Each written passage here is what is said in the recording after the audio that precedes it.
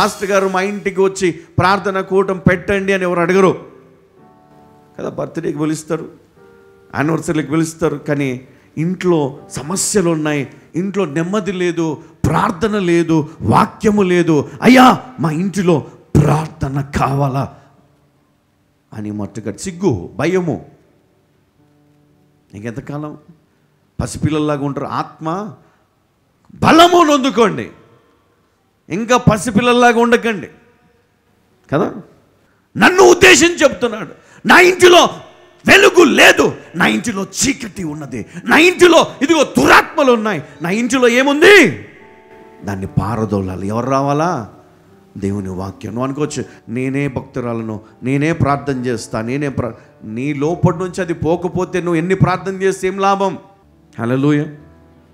అందుకే నీకు మేలు కలగాలంటే మీరు ఏం చేయాలంట?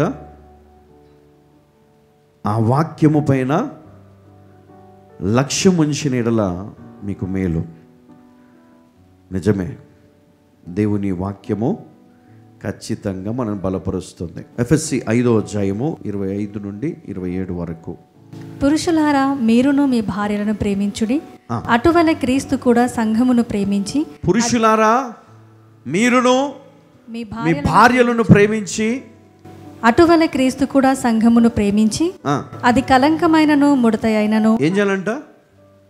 క్రీస్తు కూడా సంఘమును ప్రేమించి, అది కలంకమైనను ముడతయైనను అట్టిది మరి ఏదైనను లేక పరిశుద్ధమైనది గాను నిర్దోషమైనది గాను మహిమగల సంఘముగాను ఆయన తన ఎదుట దానిని నిలవబెట్టుకొనవలెనని వాక్యముతో ఉదక స్నానము చేత దానిని పవిత్రపరచి. దేనితోటంట? వాక్యముతో. హల్లెలూయా. ఉదక స్నానము చేత దానిని పవిత్రపరిచి పరిశుద్ధపరచుటకై దాని కొరకు తన్ను తాను అప్పగించుకొనెను. ఎందుకంట? యేసుక్రీస్తు తన్ను తాను సిలువకు ఎందుకు అప్పగించుకున్నాడు, ఎందుకు చనిపోయాడంటే తన సంఘమును, అంటే మనందరిని కూడా పవిత్రపరచడానికి వాక్యము చేత ఉదక స్నానము చేత ఏం చేయాలని? పరిశుద్ధపరిచి. యేసుక్రీస్తు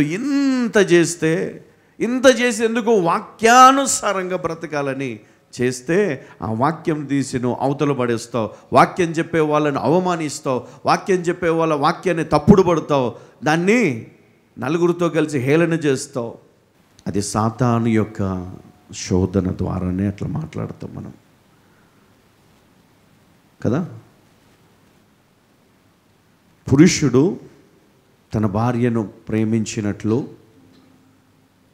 క్రీస్తు కూడా వధువు సంఘమును ప్రేమించి, అది కలంకమైనను ముడతైనను మరి ఏదియూ లేక ఏం చేస్తాడంటే ఆయన వాక్యము చేత దానిని పవిత్రపరిచి. కాబట్టి మనము మన జీవితాలను బాగు చేసుకోవాలనుకుంటే ఒకటే మనం చేయాల్సి, వాక్యాన్ని మనము వినడం కాదు. వినడం అందరూ వింటారు. కొంతమంది ఇంట్లోకి వెళ్ళండి, టీవీ పెట్టే ఉంటుంది, ఆ వాక్యాలు ఒకరి తర్వాత ఒకరు చెప్తూనే ఉంటారు, కానీ అది వినేవాళ్ళు ఎవరు ఉండరు అక్కడ టీవీ ముందు కదా. పాస్టర్ గారు వస్తున్నారు అనుకోండి, పెట్టు ఛానల్ మారు అంటారు. ఛానల్ మార్చి దేవుని పాటలు వినపడతా ఉంటాయి. పాస్టర్ గారికి తెలుసు వీళ్ళు ఇప్పుడే ఛానల్ మార్చిరని. పాస్టర్ గారికి తెలుసు వీళ్ళు ఇప్పటిదాకా సీరియల్ చూసి ఇప్పుడే తీరిగ్గా దేవుని వాక్యం పెట్టుకున్నారు, తెలుసు, అన్నీ తెలుసు. కానీ ఏదో పోనీ ప్రైస్తలా. కానీ నిజమైన భక్తి కావాలా, నిజమైన విశ్వాసము కావాలా, నిజమైన ఆవేశం కదా, దైవావేశం మనం కలిగినప్పుడే నిజంగా మన లోపట ఉజ్జీవం అనేది మొదలవుతుంది, సంఘములో ఉజ్జీవం అనేది మొదలవుతుంది, జీవితాలు కట్టబడతాయి, కుటుంబాలు నిలబడతాయి, సమాధానముతో సంతోషముతో మనము వర్ధిల్లుతాం. దేవుడు మిమ్మల్ని దీవించునుగాక. ఆమేన్ కదా. వాక్యము ఎవరి లోపట ఉంటుందో అని ఏమన్నాడు? నాయందు మీరును మీ యందు నా మాటలు నిలిచి ఉన్న ఎడలా మీకు ఏది ఇష్టమో అది అడుగుడి, అప్పుడు మీకు కండిషన్. నీకు ఏది కావాలన్నా ఏం కావాలా అమ్మా? ఆయన మాటల్ని హృదయం నిలిచి ఉండాలంట. నువ్వేం చేయాలా? మందిరానికి రావాలా, దేవుని వాక్యమో వినడమే నీ పని కదా. అట్లని చెప్పి ఏది పడితే అది వినేసి ఎక్కడ వినపడితే అక్కడికి వెళ్ళిపోయి తప్పుడు బోధలను విని అనవసరంగా మీ జీవితాలను పాడు చేసుకోవద్దు. తప్పుడు సిద్ధాంతాలు, తప్పుడు బోధలు గ్రహించే జ్ఞానము దేవుణ్ణి అడగండి, ఇస్తాడు. నిజమే, దేవుని మనం అడిగితే ఆ జ్ఞానం మనకి ఇస్తాడు. ప్రభా ఏది నిజం, ఏది అబద్ధం? ప్రభా ఈ లోకంలో మేము మరి నిజమైన మరి దేవుని వాక్యాన్ని మేము విని ఆత్మ బలమును పొందాలి, ఆత్మ ఖడ్గము చేత మేము ప్రభా వర్ధిల్లాలి. కాబట్టి మేము ఎదిరించే జ్ఞానం పొందాలంటే ప్రభా నిజమైన మరి బోధకులు మాకు కావాలి, సత్యమును బోధించే బోధకులు మాకు కావాలి. అట్టి బోధకులు మరి ప్రభా నీవు మాకు చూపించు, అట్టి వాక్యాన్ని మాకు ఇవ్వు.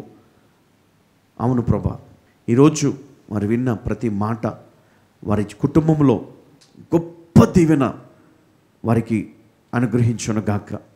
వారి కుటుంబంలో గొప్ప ఆలోచనను దయచేసి ప్రభా ప్రతి ఒక్కరి కుటుంబంలో ప్రభా దేవుని వాక్యమును ఆయన మరి వెదజల్లుటకు మాకు కృపనిచ్చినావు ప్రభా.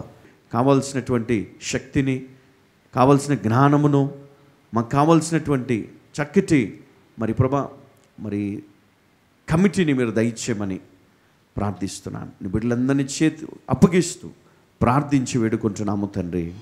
ఆమేన్.